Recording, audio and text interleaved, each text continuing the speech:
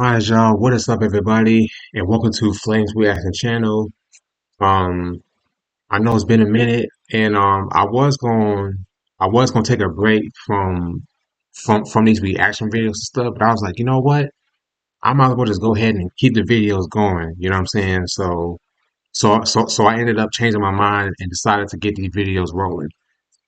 Okay, but once again, y'all, welcome to Flames Reaction Channel. Um, If you have not subscribed on this channel, go ahead and hit that subscribe button, leave a like, and do not forget to add your comments under the section below. And and also click that notification bell when new videos are dropped every Sunday at 1 o'clock in the morning. Okay, guys, so today we're gonna check out Chuck Norris. You guys already know him from movies and TV shows, and he also have his own workout commercials too. Um, the one and only, the great legendary Chuck Norris. And first I want to say rest in peace to Chuck Norris. It was kind of sad for him to pass away like that. I didn't know that he had ended up passing away until I found out about it on Facebook and on Twitter. So what we're gonna do, we're gonna watch um we're going to check out Chuck Norris documentary video. And yeah, man, with that being said, let's go ahead and dig into this. And make sure y'all follow my TikTok page. The link will also be under the section down below, and I will also drop more new content from that other platform. But with that being said, once again, rest in peace to Chuck Norris, and let's go ahead and watch this, y'all.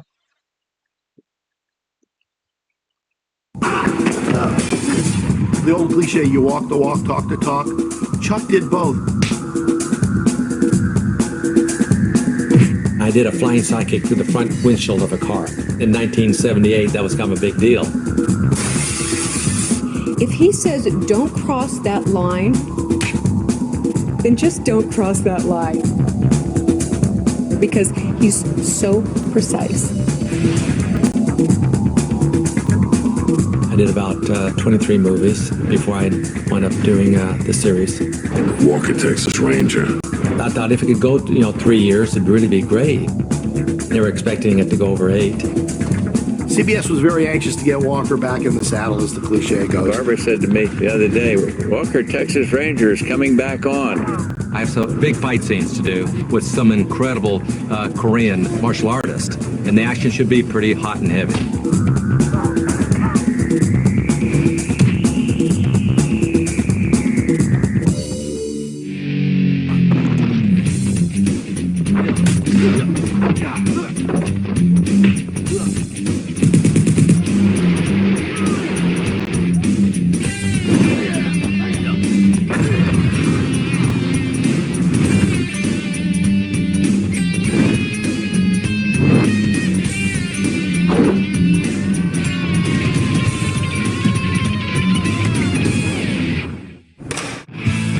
I've been offered series before, Walker, but I really didn't want to pursue a career in a TV series. When I got the offer for the Walker series, and they sent me the synopsis of what the series would be about, I started thinking about it. I said, if I would ever decide to do a series, this is the kind of series I would like to do.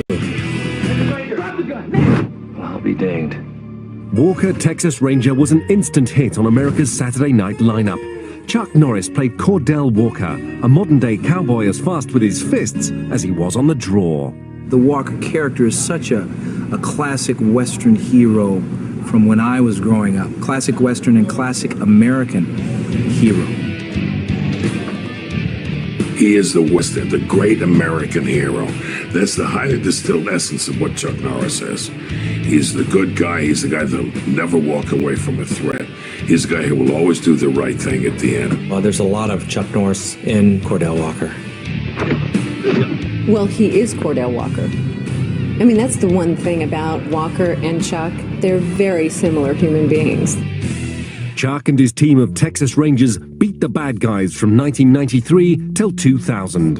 In fact, CBS wanted to go another 2 years on the series, and I probably would have considered that, except that my wife was pregnant with our twins at that particular time, toward the end of the 8th season, and I knew that I couldn't do a series and take care of my wife during her pregnancy, so I knew it was time to call an end to it.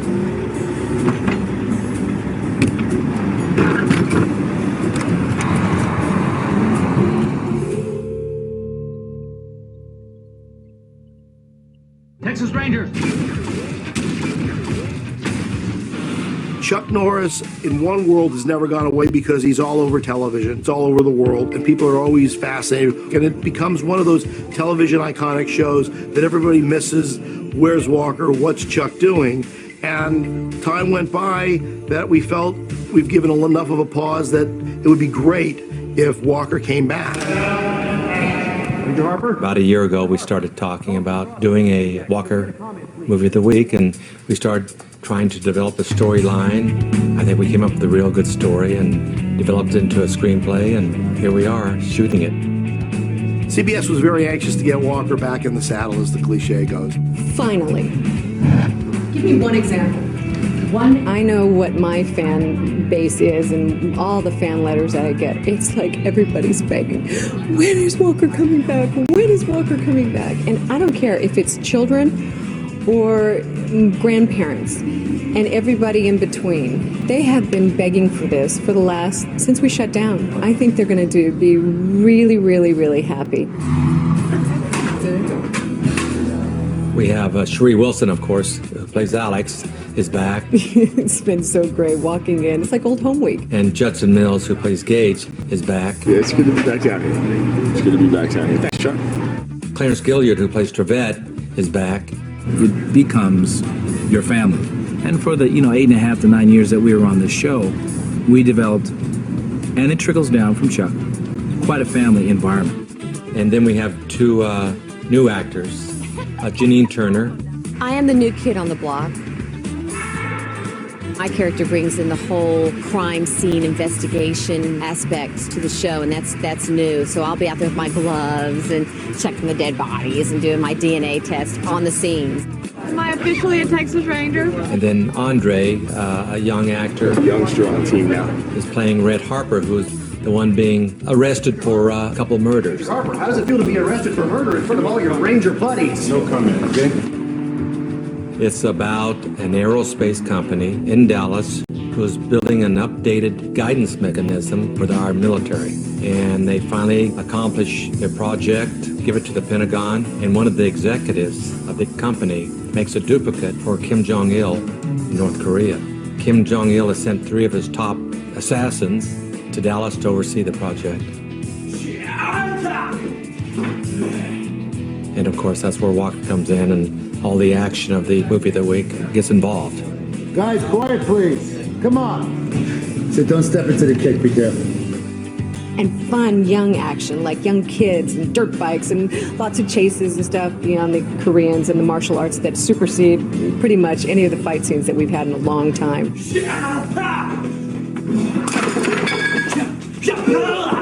I expect this Walker to be new. It's going to be exciting. It's going to be urban.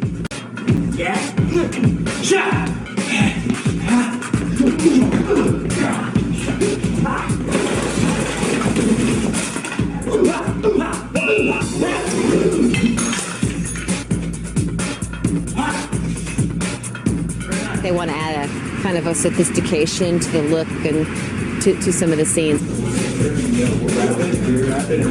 Chop it in the stomach, and then elbow in the face and just let him fly out. Yeah, let go and go like.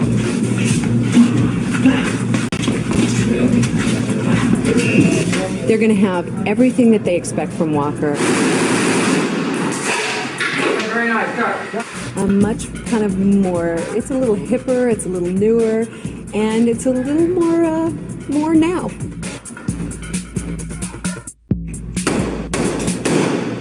Walker fans are going to love this show because at the end of the day, the qualities that brought Chuck to television, that brought him to early motion pictures, is a man that you can depend on who's going to get the bad guys, who's going to stand up for what's right. And cut.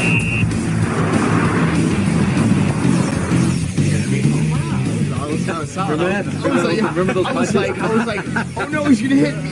The first day's always a little bit scary, but it feels like I just came right back and started shooting the next day. It's incredible. Code of the West is integrity, loyalty, and friendship. That's what the westerns of the 50s entailed. You know, the Gene Autry's, the Roy Rogers, and you know, all those western actors of that era, you know, portrayed that. And me growing up basically without a father, they became my surrogate fathers. Don't even think of it now. Don't do that. Chuck's own father spent long stretches away from the family home in Oklahoma, where his mother Wilma was left alone to support her children. We were very poor. I did all kinds of jobs to feed my children. The kid's dad, he wasn't home a lot of the times. Born Carlos Ray Norris in 1940, Chuck was the oldest of 3 boys. Carlos was a very gentle, very quiet boy, was very shy. In fact, they used to say they didn't think he was ever going to come out from behind my right leg because he was so shy. In 1956, Chuck's parents divorced and he became the man of the house. Carlos had such a good relationship with his brothers. He was like a father figure in a lot of ways. Whelan was 3.5 years younger than me. Aaron is 11 years younger than me. I would come home from work sometime, and he would be rocking Aaron to sleep. He was always right there for Whelan, made sure Whelan was in the house at 6 o'clock in the evening. He always made sure that they were in bed.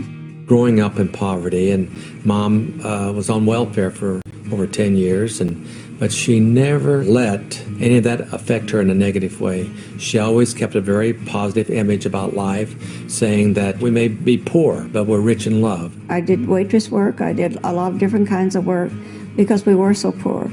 But it's so funny because we had a good life even then, even though we were so poor, that we had a close life. Poverty, being rich, I think what really counts is we always knew what love was. We were very close and very loving, and we had each other. We had each other and we had a lot of love. And this is all I ask. And I've always remembered that. And she's always said that and always kept a positive attitude about life. And that kind of carried off in me, too. And I think that was some of the success of my life. It's always kept a positive attitude about whatever it was I was pursuing.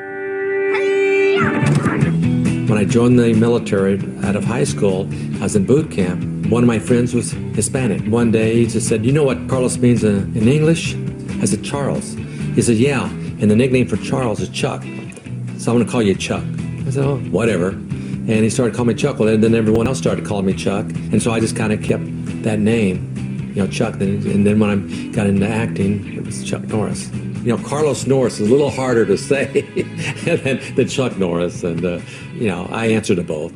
My goal at that time was to be a police officer. So I joined the military police and the Air Force, and I was sent to Korea. And that's when I got my first exposure to the martial arts. And now this is 1960, so a long time ago. So I became fascinated with the Taekwondo system, or they called it Tongsudo then. And so I started training in it and made my black belt. Plus I studied judo on the weekends, and so I got my brown belt in judo. And after I was discharged, I went to work in an aircraft factory. And I wasn't making enough money to support my family. I was married and had a baby at that time. So I started teaching this martial arts in my mom's backyard. He went to work for Northrop Aircraft in the daytime. He taught karate in our backyard at night with floodlights in the back.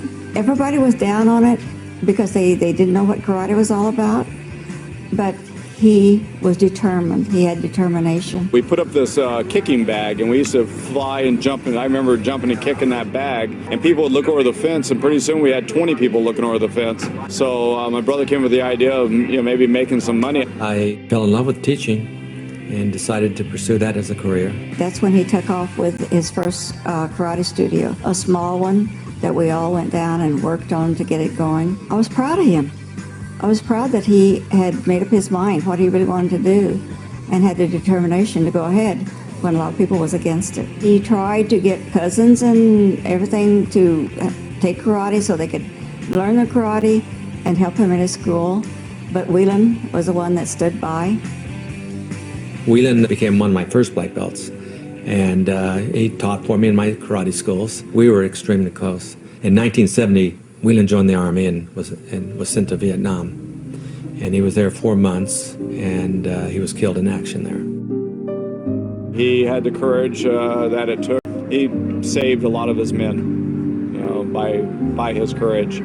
And there's a long story to it. And in combat, he was a hero. He had the heart. And if you knew my brother Whelan, you'd understand the type of guy who would fall on a sword for people. When Carlos found out that Whelan was killed, I guess he just went to pieces. It was devastating to him, just like it was to us all, but they were so close.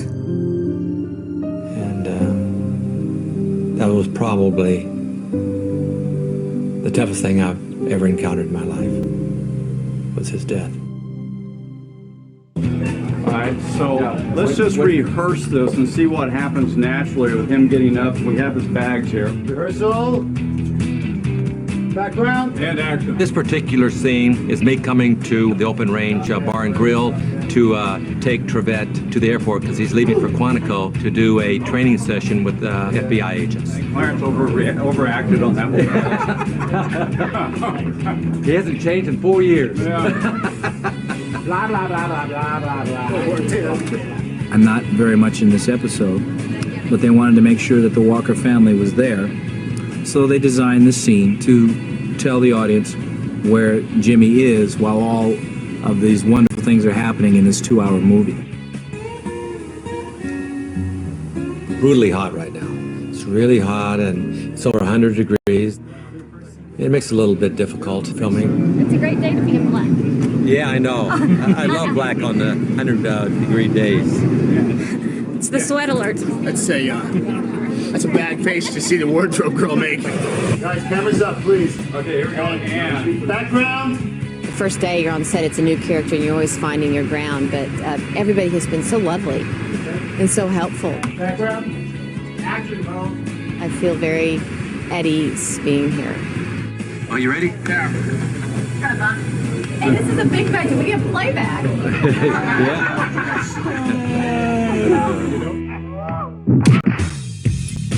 My motivation to become a competitor was to hopefully win some local tournaments and get a write-up in the local karate magazine and hopefully get students that way. Never envisioning me becoming a world champion. That's how goals are. You set realistic goals that you think you can accomplish.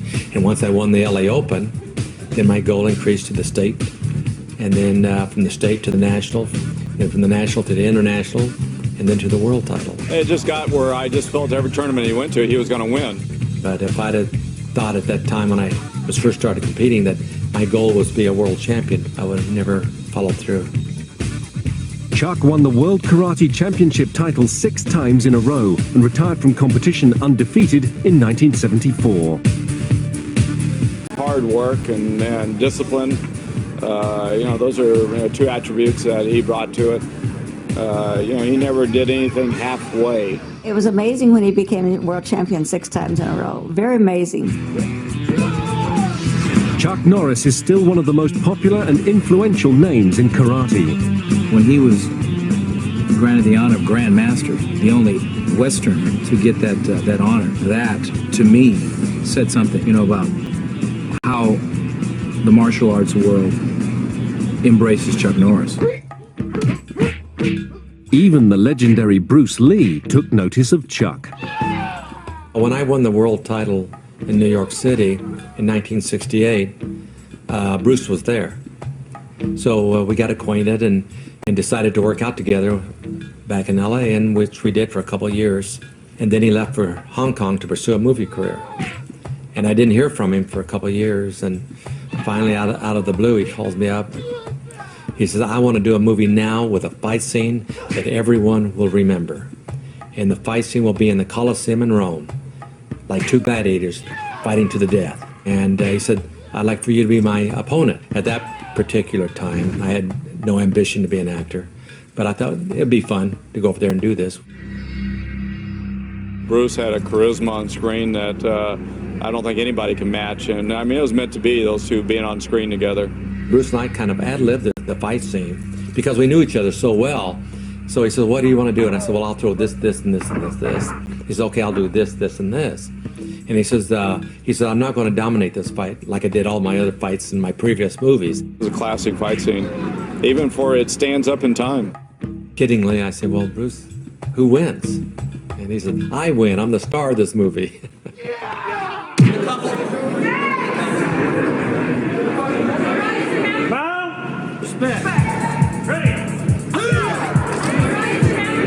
Every year, I have a black belt convention in Las Vegas.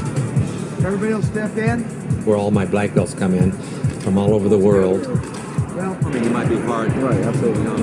Staging it. So you got to stay. I would stay in the 27 feet area.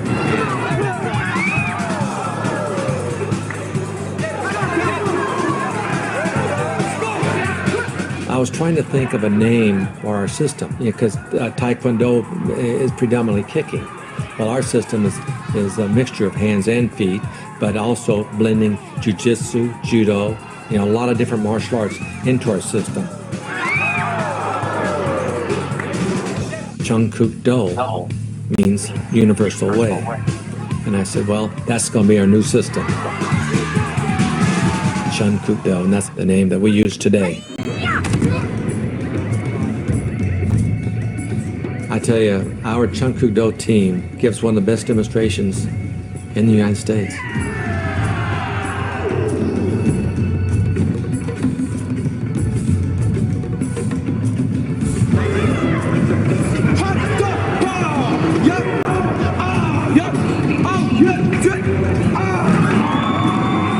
What's amazing about the martial arts today is the youngsters and just how incredibly good they are today.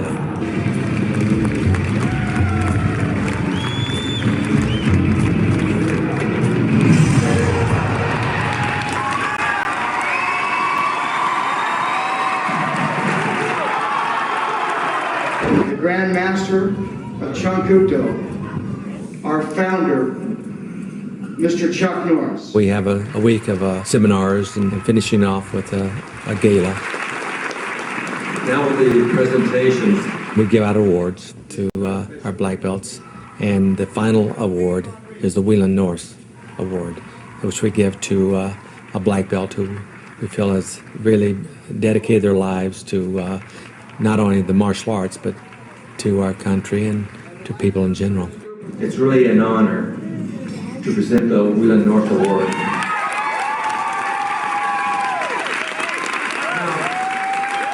It's something really funny and wonderful.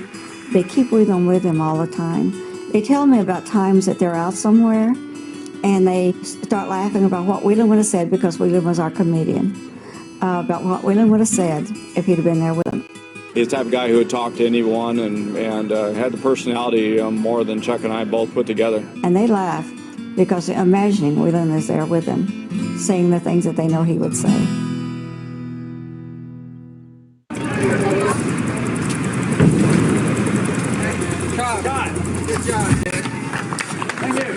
Stunt stuff is the exciting part of doing a show like this here. Being able to do my own stunt driving is exciting.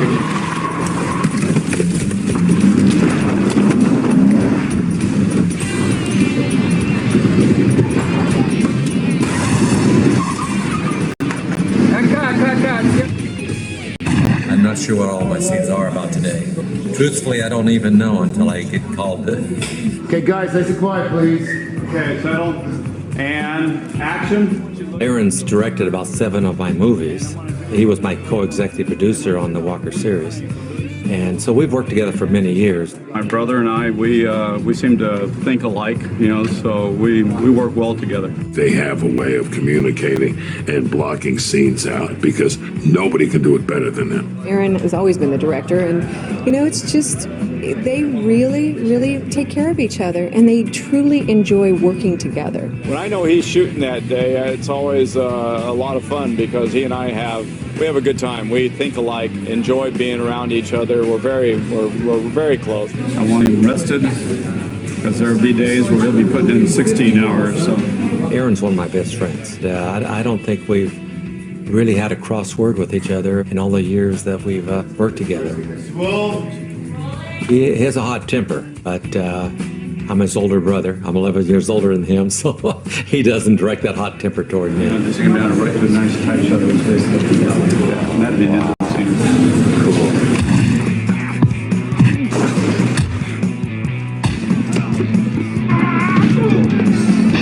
When we started the show, there was a backlash because of the karate and their take on the amount of violence that Walker was responsible for compared to other shows.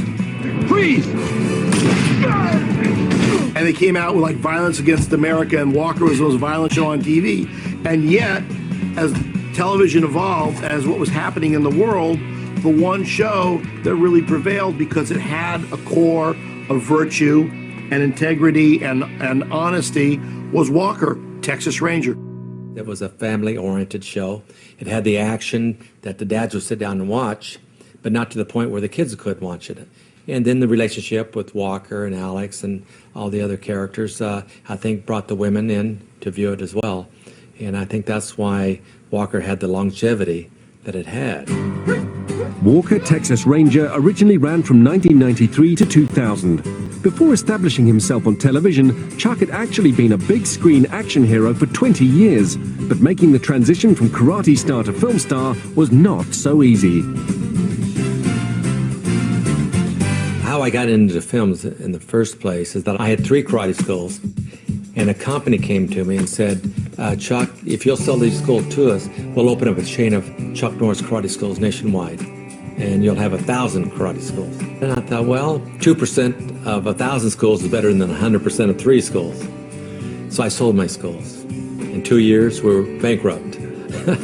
Lost my schools, and so I started teaching private lessons, and Steve McQueen being one of my students. And he said, well, what are you going to do now that you no longer have karate schools? And I said, I'm not really sure yet. And he said, well, have you ever thought about the acting field? And I kind of laughed, but he said, I would encourage you to give it a try. Now, I'm teaching private lessons, but I'm just barely supporting my family at this stage. And I thought, boy, now here I'm 32 at that time, 33. And I thought, man, I don't know. I thought, I'll check out the karate, the acting schools and see what it costs. So I start checking them out, and it's like $600 a month, I thought, golly, I don't have that money. And I'll never forget, I went out for an audition for a part in a movie, and there's like 100 actors there trying out for this part. And a lot of them I recognized, I go, golly, I know him. I saw him and so-and-so and so-and-so. And I'm thinking about going up and getting their autograph, And I said, this is not going to work. So I wound up writing my own screenplay called Good Guys Wear Black. I started peddling that around Hollywood for 4 years. And finally, I found a production group that was willing to gamble on me. And I did a flying sidekick through the front windshield of a car. In 1978, that was kind of a big deal. Critics hated it, to say the least. They said I should get back in my karate school and start teaching again. In those days, four-walling, where you go rent your own theaters, also wasn't, that was how we had to do it, because no one would buy our movie. So I would go and sit in a hotel room, and our movie would play in certain theaters that we had rented, and then all the money would come back to my hotel room, and we'd count it up and distribute it. And yeah, it was pretty fun days. Good Guys Wear Black cost $1 million to make. We wound up being very successful. It did about $28 million gross domestically, and I wound up doing Force of One, where I played a world champion kickboxer, and then I did Octagon, which was the first ninja movie, and on and on. Using my martial arts in my films to help make them successful, my movies successful. And I was very fortunate to be one of the few to be able to do that. Chuck was able to blend great character with exciting action. And because he was the real guy who didn't use the stuntmen, who did his own work, all of a sudden he became this big star that showed, I think, Hollywood that there's a need and an excitement and a passion for it. The discipline and the absolute mastery of the martial arts, it's like watching, as you know, a beautiful ballet or a dance sometimes. It's wild, it's fun, it's physical. Chuck Norris could block out any one of the scenes he did, action scenes, because he has done them over and over again. And then Chuck organically created the fight to fit that real environment, and then you would capture that on film. And I think that's what made those fights very unique and also real. So you as a viewer, when you're watching it, you say, oh my God, if I'm in that situation, this is what's going to really happen. If he says don't cross that line because he's got, a fist or his foot coming into frame, then just don't cross that line. Stay way back, farther back of your mark, because he's so precise.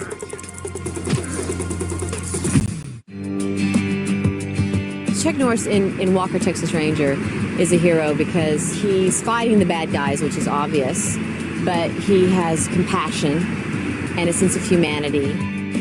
Much like his character who helps and protects those in need, Chuck Norris dedicates a lot of his time to charitable efforts.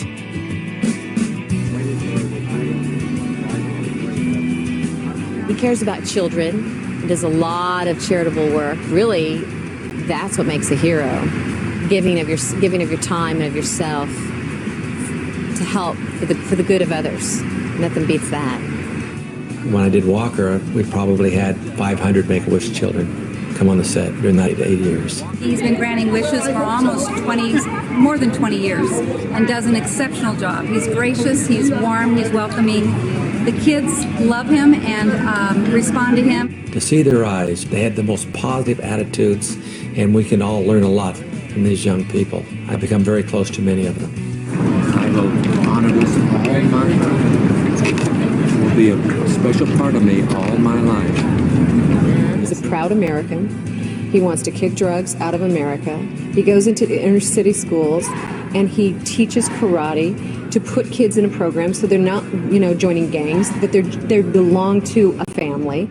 Kickstart's a program. Being a martial art teacher for many years, I worked with thousands of young people, and I was able to help them in many areas of their lives, whether it's psychologically or mentally or physically. So I saw just how important the martial arts, what it did for me. It turned my whole life around. It raised my self-esteem and instilled the discipline and respect that I really needed in my life. And so I knew that the martial arts worked, the philosophy of it. When I got into the acting field, in the back of my mind, I said, I would like to help kids whose parents don't have the money to pay to go to a commercialized school. And so finally, I was having lunch with former President Bush at the White House when he was president in 1989. Chuck Norris is a good friend, a man I have great respect for. He just kind of out of the blue asked me, do I have any future goals outside the entertainment field? And I said, so I started telling him what I would like to try to teach the martial arts in the inner city schools. Well, I just remember his telling me about the concept and asking what I thought, and because of his reputation and my respect for him, it sounded like it made a lot of sense. I could reach a lot of these at-risk kids at that stage and teach the martial arts in the school as part of the program, as part of the PE program. I said, I think we could help literally millions of kids and direct them in a positive way of life rather than a negative way of life.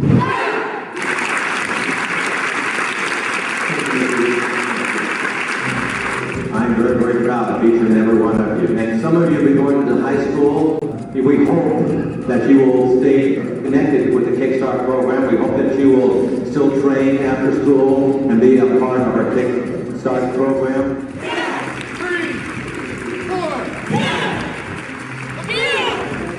When we first envisioned this program, when he first did, I wasn't sure how widespread it would be and how successful it would be. But it has exceeded what I thought was possible, and it's going strong. 37 schools, middle schools in our program, 5,000 kids in the program. We've graduated over 35,000 over the last 12 years, and many of these kids going on to college and becoming successful in their own right. In fact, 6 of them have graduated from college and come back and now are teaching in our program. So it's been really incredibly successful. With visions of youth karate programs in schools across the United States, Chuck is putting together a professional kickboxing league with the intent of using the profits to fund the Kickstart Foundation. Well, I've formed a World Combat League, which is a kickboxing league. And it's going to be pretty exciting because they're not going to be fighting rounds. They have to go in there and fight for 1 3-minute round. So they've got to go full throttle and prove, make a statement in that 3 minutes. I think it's going to be an exciting league, and my foundation, Kickstart, will be the official charity of this league. Right now, I want to saturate Texas with this program in every middle school in Texas, and then expand it out to all the states throughout the country. I saw firsthand how committed he is to young people living good, clean lives. And I think it's because of what people see as his commitment to young people and his leadership. In the 1980s, Chuck Norris and his wife Diana divorced. They'd been married for 30 years, since he was 18 years old, and had 3 grown-up children. His 2 sons, Eric and Mike, had also joined the Walker family, directing many episodes of the series. Despite the success he'd found, having no one to share it with left him empty. My best friend just realized I had a hole in my heart. I really did. I was living a very fast-paced life and not really a constructive life. I mean, even though I was successful in the film world and financially successful and all this stuff here, he still saw an emptiness in my heart. And he said, you know, that emptiness is because you don't have a soulmate to share it with. And I kind of hem on, I don't need that, He said, well, there's a girl I know, a woman I know, that I'd love for you to meet her. I said, okay, kind of throwing it away. But anyway, one night I'm at a sushi restaurant with a lot of my friends and some of my family, and this woman walks in. I was really nervous when I came in that night, and I didn't really know what to expect. But I thought, who is that over there? Who is this guy at the end of the table with the baseball cap? He's pretty cute. I look up at her, and it's like an angel standing there. I said, holy mackerel, And I was just kind of staring at her for a moment, and I said, oh, it's nice to meet you, Gina. You know what? Oddly enough, I'm from a little town in the high Sierras of 2,000 people. I worked in law enforcement, raising kids, working all the time, so I didn't really watch a lot of TV. But I think really not knowing was an advantage for the two of us. I know it seems kind of hard to believe, but I got to see him as a person, a guy that just gets up and goes to work every day like every other man. And so I didn't have all that celebrity stigma or whatever attached to him. I got to see him for who he was. A couple days later, she's doing a modeling assignment, which is she was modeling wedding dresses. So I go to watch her model these wedding dresses here in Dallas. It was a good time in his life to find a soulmate and settle down. It took a long time to find a person that he can be that madly in love with. So I told my mom about her, about Gina. I called my mom and told her about this gal that really, says she's a really beautiful person, not only physically, but in her heart too. So I told her about the wedding dresses. Was I bringing up any ideas? I said, no, Mom, no ideas. Famous last words. Because, truthfully, I was not looking to get married. Because I'd dated a lot of girls, and all of them I dated, I had no aspirations of getting married at all. When Gina came into my life as a beautiful young lady, it'd be a nice relationship, but I didn't foresee it as a marriage type of relationship. Really? Now let's talk about that. Well, I didn't until I found the interview. When I found the interview, then that made it a little more important to me. I was doing Walker and working 16 hours a day. I said, the only break I have on Walker is Thanksgiving. You know, I have 4 days off at Thanksgiving, and that's 6 weeks from now. And I said, that's the only time I have, you know, for us to get married. And I said, you know. Yeah. You're like, can you do it? And I says, can you do it in 6 weeks? She says, well, I haven't said yes yet. I said, oh. I said, so I said, honey, would you marry me? Yeah, I said yes. And She then said you yes. I said, well, okay, you got 6 weeks. Oh, no pressure. And we did. It was a beautiful wedding. But I tell you, she did an incredible job. In 6 weeks, she put this whole thing together. We had over 500 guests. Make some noise for Mr. and Mrs. Carlos and Jeannie Norris. Although both Chuck and Gina had grown-up children from their previous marriages, they began talking about starting a new family together. We decided to start a second family, and when Gina got pregnant, we go for the first sonogram, and the doctor goes, oh yeah, there's that little tyke. And she goes, uh-oh, looks like there's another one here. And I go, wow, twins, really? You know, and she says, yep. And then she goes, oh, to the left, she says, uh-oh, looks like there's a third one. Now I have to sit down. I says, 3, really? It's like it's all him. You know? Like he's the one carrying him, like he's all lightheaded and has to sit down. I says, is it really 3? She says, well, we don't know. Well, we'll know for a week. So for a week, I'm trying to think, okay, now 3. Now how do you hold 3 in your arms, you know? And but anyway, of course, it wound up being twins. I said, wow, you know, I'm almost done with mine. Mine are getting ready to move out. It's got more energy than I got. So we're going to take the kids to see the rodeo. Oh, it's the first time ever. Here we go.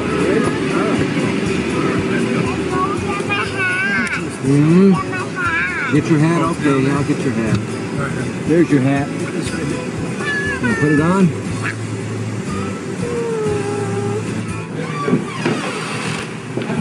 And Mom.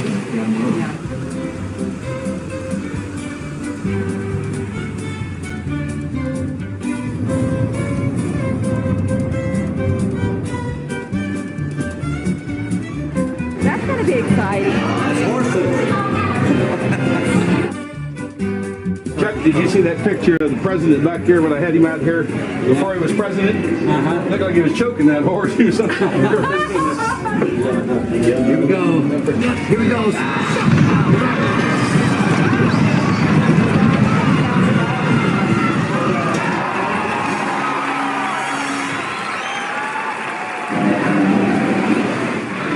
Well, these are my people here, you know, the Texans and, you know, the Southwest.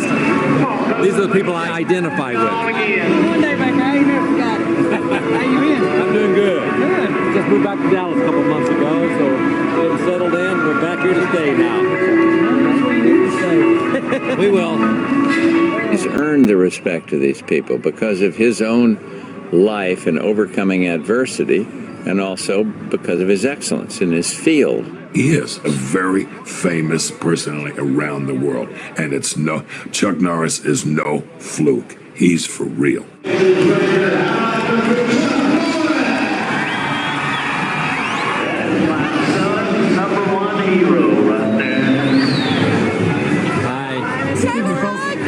Please, thank you. I've never had any hostile type fan reaction, and you know, it's great when they come up and see how much they appreciate you, how much they love you, and it's a great feeling. It's not like he's just an actor or movie star. He's an international icon, and he's a hero to so many people. Hi there, how are you? It separates him. You know, it gives him just a different quality because he's the real deal, and he's our hero at home as well.